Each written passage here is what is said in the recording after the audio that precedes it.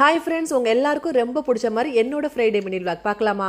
ஊறுப்பட்ட வெங்காயத்தை ஒன்றா உரிச்சு கட் பண்ணி வச்சுட்டு, ஏன்னா இன்னைக்கு ரெண்டுமே ஒரே டைமில் ஸ்டார்ட் பண்ண போகிறனால வெங்காயத்தை உரிக்கிறதுக்குலாம் சுத்தமாக டைமே இருக்காது. ஒரு அடுப்பில் நெய் சோறு, ஒரு அடுப்பில் சிக்கன் கறி குழம்பு சொல்லிட்டு ரெண்டுமே ஒரே டைமில் ஏற்றியாச்சு. அடிக்கிற அலாரத்தை ஆஃப் பண்ணிட்டு 5 நிமிஷம் கழிச்சு எந்திரிக்கலாம்னு நினைக்கிறது எவ்வளோ பெரிய முட்டாள்தனம் தெரியுமா? இன்னைக்கு ஆக போகிற நெய் சோறு வந்து சீரக சம்பாவில் தான் ஆக்க போகிறோம். ஆனால் ரொம்ப பொடி பொடியான அரிசிங்க. இந்த மாதிரி அரிசிலாம் உங்களுக்கு கிடைச்சிச்சு அப்படின்னா நெய் சோறுக்கு அப்புறம் பிரியாணிக்கெலாம் பண்ணும்போது ரொம்ப சூப்பராக இருக்கும். நிறைய உங்களுக்கு ரைஸ் கிடைக்கும். உங்களுக்கு நிறைய பேர் வெக்கேஷன் கிளம்பிருப்பீங்க. இன்னும் சில பேர் இந்த வாரத்துலன்னா அடுத்த வாரத்துல மேபி கிளம்பிடுவீங்க.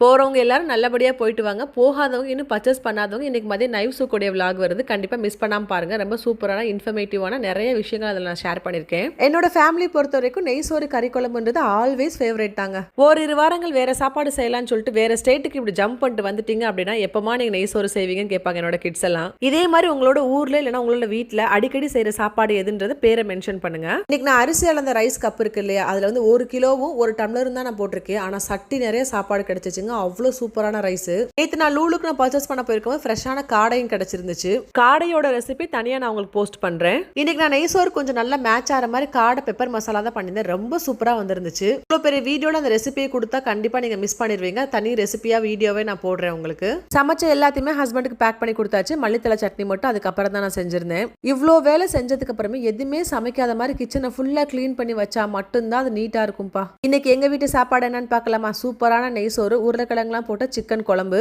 காடை பெப்பர் மசாலா, மல்லித்தலை சட்னி. அப்படியே வேலை முடிஞ்சிச்சுப்பா.